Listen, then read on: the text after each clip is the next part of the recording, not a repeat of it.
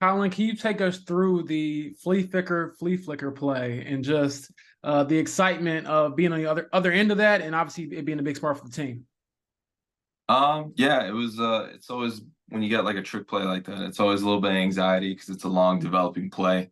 Where at the very beginning you're like, all right, don't go too early, don't go too early, but don't go too late.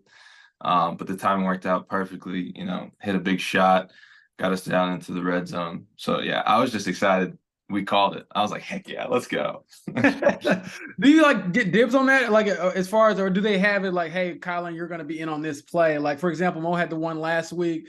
Do you all like? Is it a set of you all who can get it, or is it just one specific guy? You're like, hey, I make sure it's me.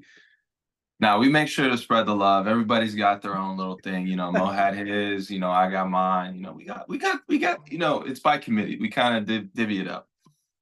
Nick, can you take us through the block punt and just how gratifying that was to get it after everything you probably put into having that moment?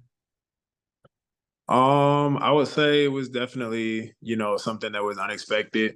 We practice for it every week. Coach Mace, Coach Joe, they put in great rushes every week. Try to go out there and affect the game on special teams. And, obviously, that, I've done pretty well this year so far on special teams. So to be able to go out there, execute the rush to a T, get the block, and ultimately, end up making a play to help take the lead and, swing the momentum of the game is something that, always look forward to. Always relish making big plays and, being able to impact the game in whatever way I can. So definitely something that, I was happy to be able to do.